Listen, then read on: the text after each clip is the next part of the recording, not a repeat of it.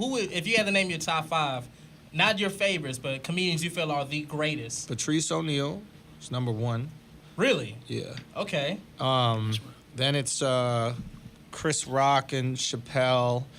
And so is Chris Rock 2 and Dave Chappelle's number 3? No, the rest are just, you could put them wherever you want. Okay, gotcha. Yeah, so it's Patrice number 1, Chris Rock, Chappelle, Eddie Murphy, and I'm not a Pryor guy because I came to Pryor late, so I never really fuck with Pryor. I don't really blame people when they say Pryor wasn't for them because he was in the 70s. Like, yeah, and so many people copied Pryor, so by the time you hear Pryor, you're like, oh, I heard this shit before. Yeah. You don't understand that was the guy who started it. Gotcha. Yeah. Right? And then so I can understand that. 5, I don't know, man. 5 is tough. 5, you could throw Louis in there. You could throw Bill Burr in there. You could throw... Definitely Louis. Louis great. You know, I wasn't a huge Louis fan, but I've seen his recent stuff and it's phenomenal. But yeah, I'm comfortable with any of those guys. Now I asked you that because we had a bit of controversy for that episode because the way we ranked it was this: Richard was number 1 because he's the Godfather. Eddie was number 2. Okay. Because of mainly because of his impact, but also because he has 2 of the most legendary, iconic specials ever, like Delirious and Raw. Like you put they're more important than probably any other stand-up special. Sure. And he just opened so many doors for what comedians are able to do today. So I put Chris Rock number 3. Sure. And Dave Chappelle number 4. But he flips 3 and 4. He puts Chappelle over Chris Rock. Definitely. Which is an argument we have all the time because I feel like Chris Rock is over Chappelle's Chappelle. a better comedian. Chris has better specials. Okay. I agree with that. Because Chris is a dork. That's what people don't know. And I mean this in the best way, but like Chris is like a super genius. Yeah. But he's not like a social, he's not like he's not as effortless as Chappelle. Like Chappelle is fluent in comedy. Chris studied comedy in high school and college, got a master's in comedy, got a doctorate in comedy, lived in the country that only speaks comedy, but it's secondary to him, whereas Dave is born and raised and bred in comedy. You know what I'm saying? It's the difference between like a kid that grew up doing karate and someone who, you know, did karate later in life. Got you. Definitely. I can see what you're saying there. Now, here's what caused the controversy. Yeah. Based off impact alone, Kevin Hart was made number 5. For what? Like greatest of all time.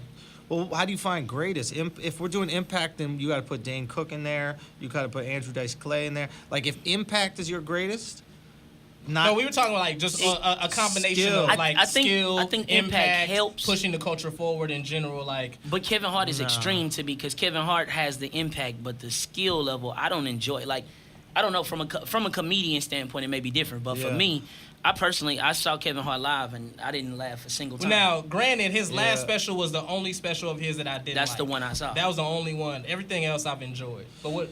I like Kevin. I think he's a really funny guy. I think so he's as well. a really funny guy. I actually like him more in like interviews in that setting because he's just such a naturally funny dude. Yeah. I like him as a comedic actor. I think he's really in touch with his funny. His stand-up, he's not one of my favorite stand-ups like that, but to say he's not funny is very unfair. Like, this man is incredibly talented. And I think so. What people got to understand is, like, when you scale up comedically, you scale down funny-wise. So the bigger the stadium you're trying to fill, the less funny it seems.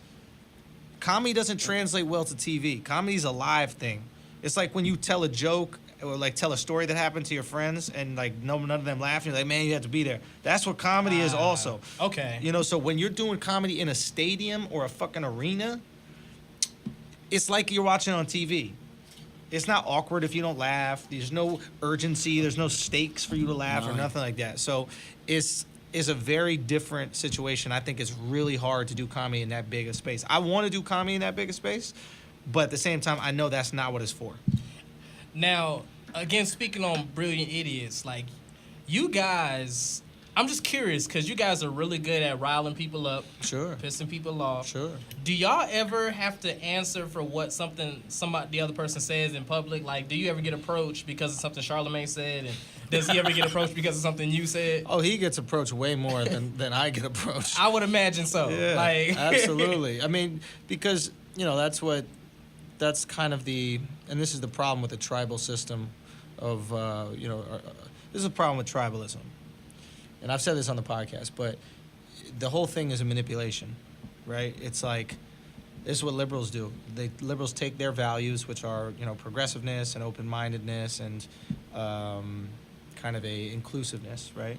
And what they do is anybody who's not liberal, they say they're not those things. So all Republicans are bigots, they're racist, they're homophobes, they're whatever, right? Right. So whenever I say something that goes against a liberal ideology, if you notice, the knee-jerk reaction for liberals is go, oh, that's racist, that's sexist, da. They don't know better. They don't even know they're doing it. They're not smart enough to know that they're doing it. It's just their knee-jerk reaction to protect the tribe. Got you. Right? Don't listen to this guy. If you listen to this guy, you're a racist. And then people go, I don't want to be a racist. I'm still part of the tribe, right? I'm still part of the tribe. Right? And Republicans do the exact same thing.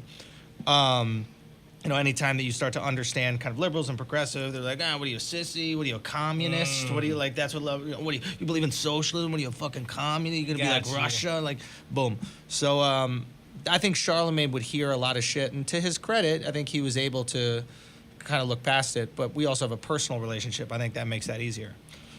Okay. What did it start on Guy Code? Is that how y'all met? Yeah. I love Guy Code, man. It's a great show. MTV why didn't that stop? Yeah, I'm about to say, why didn't that keep going? I don't know why it didn't keep going. I think MTV, too, there was a lot of problems. I mean, MTV, the whole MTV brand is really struggling right now. I mean, you've had multiple shows over there, so. Yeah, I had a great time. I had a great run over there, and it was awesome. I'm so grateful for it, but I can also see when a network is struggling and they're not willing to make the changes to not struggle. So it's definitely made me pump the brakes in terms of, what I'm willing to do over there. Is that why you didn't come back to Uncommon Sense? No, I didn't come back to Uncommon Sense because they didn't want me to come back to Uncommon Sense. Oh, wow. Yeah. I assume that's what it is. I assume it had something to do with that. And I think that if you have to let somebody, if it's a budget thing, you got to let me go. Because if you fired Crystal, then you're going to hear, the black girl on the show got fired, and look how fucked up it is. And then you have all Twitter going, this is what happens to black women every time they put on TV. Not to mention Charlemagne said the thing about the black. The black. So now you're going to have all these black guys, see?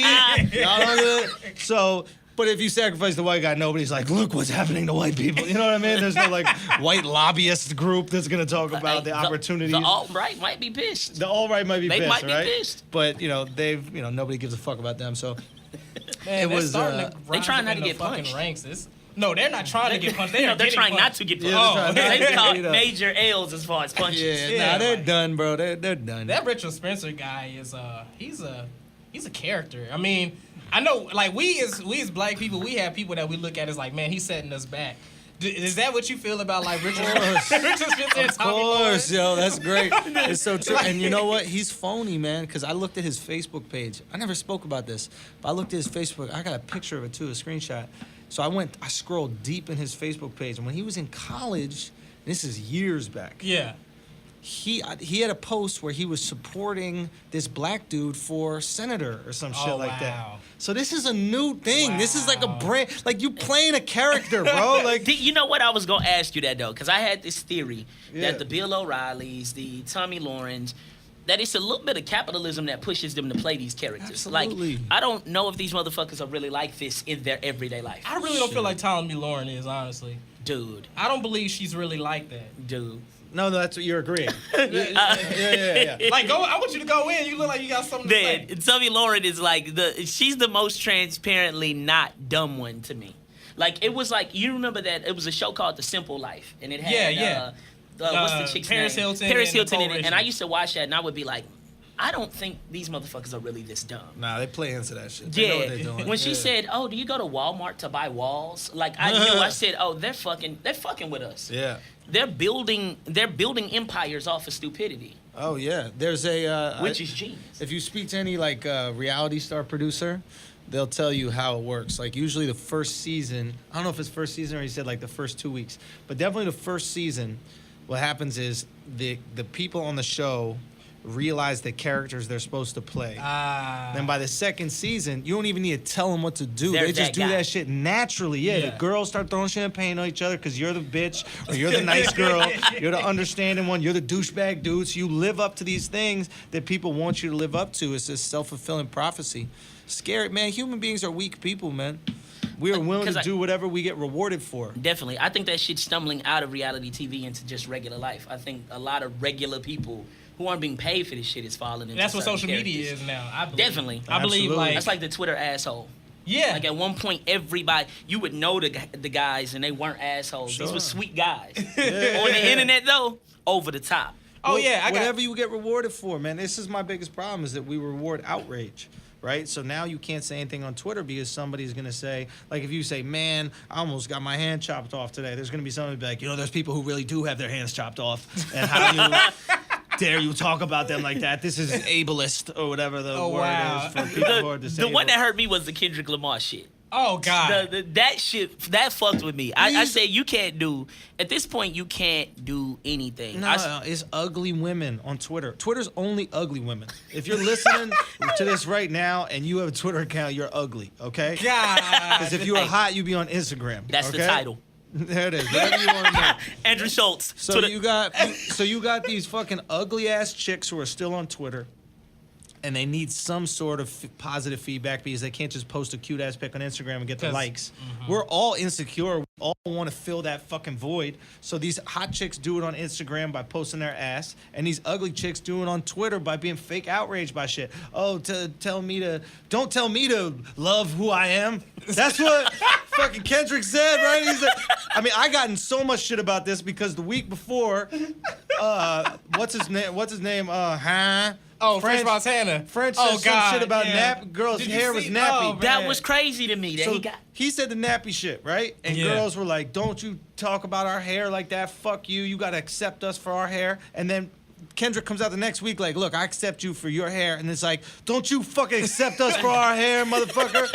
We'll straighten our hair if we want to straighten our hair. You just angry because you ugly. That's what it is. Stop it. Just like, you got those guys who get pissed off when they say trill. Like, trill was a Southern thing. Yeah. You heard other people say trill and they say, oh, they're vulturing. I don't believe that. Yeah, I don't have a Now, problem here's with the that. problem, though.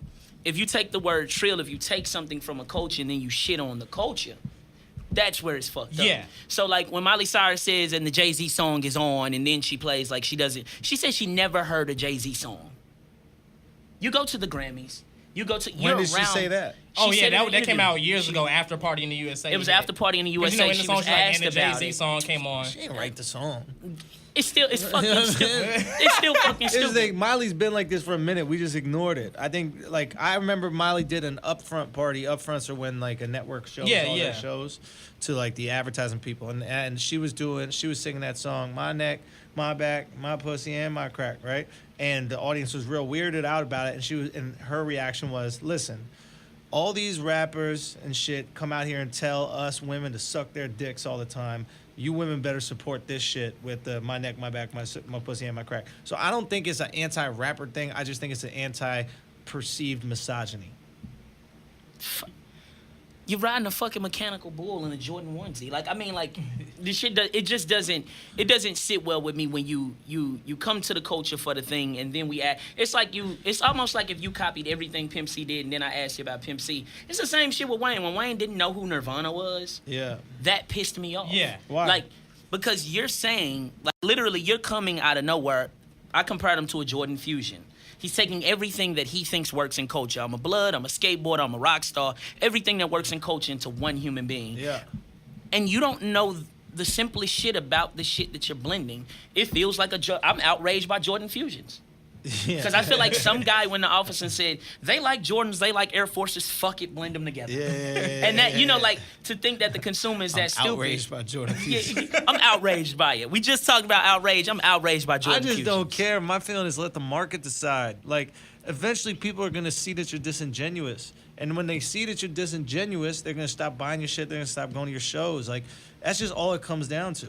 Who gives a fuck? Like, I don't care if Wayne skateboards. Like, as a white person, when I see black people skateboarding, I'm not like, oh my God, look at these culture vultures. How dare they? Why aren't they supporting our white agenda and our white cultural things? And where are they when there's white problems? No, I just go do your fucking thing. You like skateboard? Fucking skateboard, dog. I don't give a fuck. Who gives a fuck? Now, here's you know who started the trend of Timberlands? Construction workers. There ain't no fucking racial agenda to that shit. But it's just construction workers. Everybody want to be a fake construction worker. Let me give you None something of real, y'all constructed shit and trying to act like you own Jordan. Act like you own Timberlands. I'm tired of this shit. Vogue comes out with some white girl wearing Timbs. And they're like, look at this white girl and how she's making Timbs popular. And then a bunch of black people on Twitter go, oh my God, this is so fucked up. They're taking our Timbs. Bitch, if you haven't laid a brick in your life, I don't want to hear you say shit about Timbs. If you haven't cut a piece of fucking plywood, if you haven't put a roof on a goddamn house, shut your fucking mouth about your goddamn Timberlands being your shit. What if they did, though? Then they can talk that talk. No, but listen, this is something real. This is something real, though. The difference between that, though, that I will say this, though, I Instagrammed it at one point. There was an article where they were talking about Miley Cyrus actually being the creator of twerking. Yeah. That type of shit doesn't happen in the reverse. Who Nobody said will that? ever I say. want to know what article said there that. was it was a paper. I got it on my Instagram. I'd have to go down my Instagram. I need to see that later. I will definitely put you. I believe you, picture. but I just need to see it later. But that whole idea of like somebody creating something when they didn't, nobody would ever say black people created skateboarding.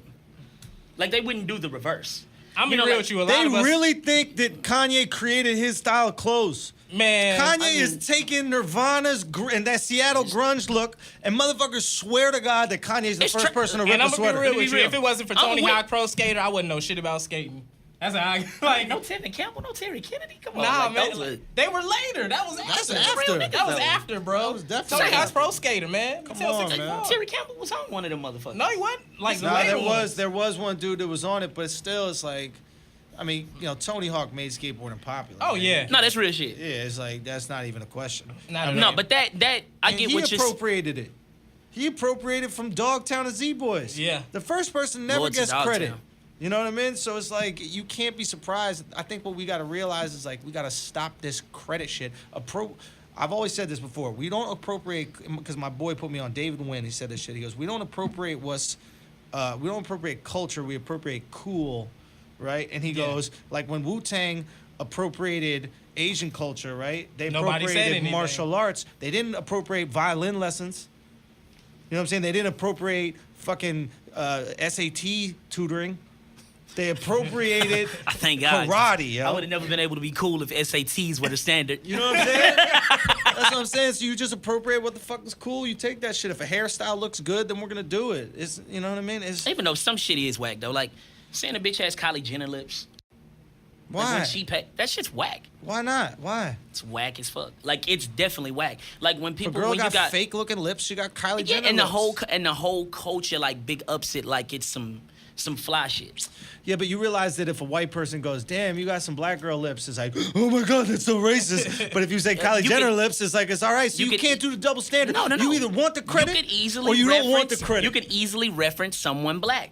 You could easily reference someone black. White people don't know black people's names, bro. You asking for too much credit here. No, we keeping it real. We keeping it 1,000. Some white girl's 14 years old. She knows every black girl's name. They definitely remember Kylie Jenner. Like she created big lips. You'll roast a bitch in the hood for something like that. Fake lips. She created big fake lips. A lot of people don't even recognize that. Like they recognize the Kardashians as being these fucking standards of beauty. A lot of people do. You may be smart enough to discern that, but a lot of people aren't though. I mean, I would fuck the Kardashians. There's no question. I mean, of course you sick your dick. I mean, we're not robots. Yeah, I was just gonna say. I mean, let's be real. It's bitches that are 5 levels under the Kardashians that I stick my dick. Hell yeah, I did. I mean, like I mean, we all got lows. I just, like, we can't all I'm saying, judge I definitely believe. I think the Timberland shit is whack, but I definitely believe there's a such thing as cultural appropriation. We got so many more bigger issues to worry about than fucking cornrows and Timberlands. So that's my issue. So man. let me ask it's you like, this. Let me switch gears a little bit then, because I know like I feel like the world is so divided on this Lonzo LeVar Ball situation. I know you spoke on it a bit. Like you love what's going on with this, and I don't give a damn about it either way. But so many people are outraged about them making their shoes $500. Like, loser. Like you know how? Why do you think that is though? Because they're losers. You know how like the girls that are ugly on Twitter are the ones complaining about everything and they're outraged? Hey, Twitter bitches, I need you to hit Andrew Schulz. Hey, hit me up with your not having your face in your Abby. And I need all my ugly Twitter bitches and Timberlands especially. Man, Andrew Schulz, AndrewSchulz. King Hezzy. There it is, King Hezzy. You can get at me. We can have a nice long conversation. Definitely not gonna have a sexual interaction. That's for sure. Okay, because I can't. He wants to hit it with the Timbs on. That's it. Nah, I won't. Not at all. Not at all. That's how you look like you should do construction. You see one of those girls in Tim's, like, nah, she got a job. She's going to work with those Timbs on. That's not style real at all. shit. No, but honestly, like, why do you feel like that like touched such a nerve? Losers, man, because people don't like when you're a loser. You don't like people that believe in themselves because you don't believe in yourself, and it reminds you that you don't believe in yourself. That's why confidence is the number one piece of advice for everybody, but it's the number one thing that's hated the most because nobody has it. Right? Confidence is, we call it arrogance, we call it whatever these things. That offends people because they don't feel it. Like when someone goes, man, I swear to God, I can make it to the NBA. You're like, motherfucker, shut up. You can't make it to the fucking NBA. It's because inside you're thinking, God damn, I can't make it to the NBA. So nobody. If I can, they definitely can. Exactly. You want to pull them down. Everybody's done that. So you got this guy who's a great, involved father. Now, don't get me wrong, he's annoying.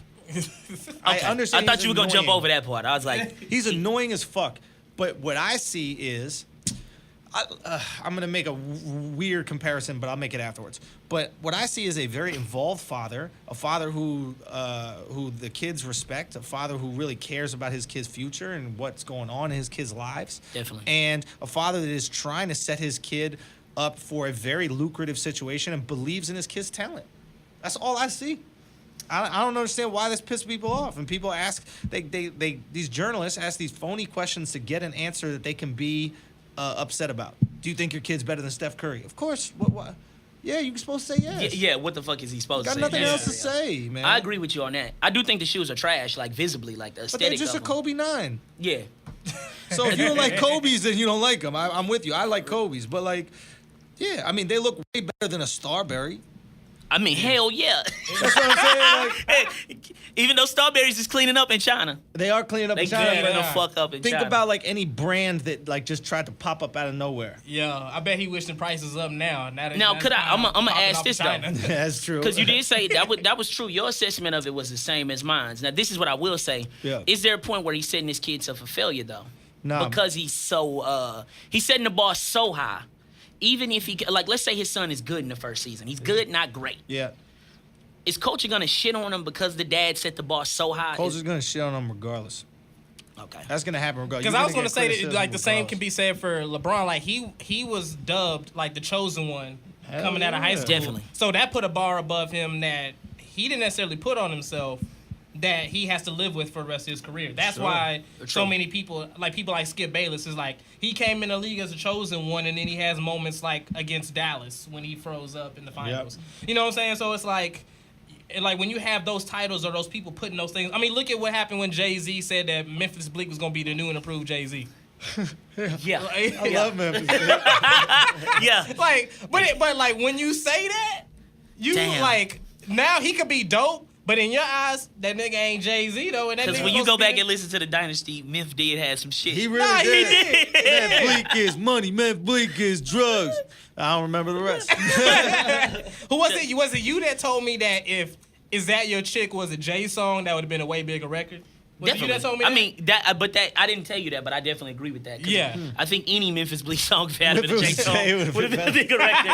But I do think Memphis kind of gets. I think Memphis, when it came album time, kind of didn't shine. But I definitely see why Jay saw shit in him. Coming of age, fucking when they got on records together. But Jay never keeps talent around him. Too long.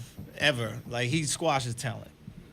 Like, Jay kills everybody's career that could be a threat to him. Jay's the best. Oh no, he's definitely done that. But everybody. But when you look at people like Kanye, though, Do you think maybe it's because he didn't expect Kanye to get that big? Kanye got that shit on his own. That's the thing. Even Cole was completely independent. Like, Cole is, like managed or whatever by Jay, but his entire, like, how he puts out his music and everything like that got nothing to do with Jay, because if it had anything to do with Jay, Jay would have squashed the fuck out of him already. Like, Jay squashed DMX. Like, Jay literally put himself in a power position over at Def Jam. And then just killed everybody that could have been competition to him. But let's be real, though. Squash Cam, squash X, DMX was going to be squashed regardless. Did he squash L? Maybe he squashed Butt. Did he squash Button Young? Squash Button. Like, Jay's a gangster about it. If you compete with him, done. Like, he signed that white girl from London. What's that bitch's name? Oh, I know exactly what you're talking about. Because I told you about her, because she had her first hit after Rita Ora. But there's another girl he signed. Not the other one. Rita Ora. He signed Rita Ora because Rita Ora was basically white Rihanna. Right? Yeah. Definitely. And Rihanna is his moneymaker. He signed Rita Ora, and then he just shelves that chick. Shelves her ass because you're not going to fuck up this Rihanna money. Now, let me be real, though. Too good. Is gangster. Is Rita Ora, though, was Rita Ora even capable of making... She had a #1 hit with Iggy Azalea, the Black Widow baby. That shit was a #1 song. You ride that wave, yo. How many people you know got a... Yeah. Yeah, it was. How many people you know got a #1 song? Yeah. How many people you know got a #1 song? Think about that. That list is short. If you got a #1 song with somebody, you put an album out immediately with them. Designer, what happened with that? Like, he had a #1 record. I like Timmy Turner. I fuck with that song. But what I'm saying is, you said if you have a #1 record, you put an album out immediately after. I guess they dropped the ball with him too. Yeah, they kind of dropped the ball with him. He put out a mixtape that happened to be subpart at New English. It just wasn't. I remember that. Yeah. There were no other. I feel like Panda's one of them records that's so big. Like, how do you backdoor that? So you got to ask the question: if you're a new artist, do you want a #1 hit out the gate, or do you want to gradually get there? Gradual to me. It's a great question. Because like when you already have a #1 hit, like just like.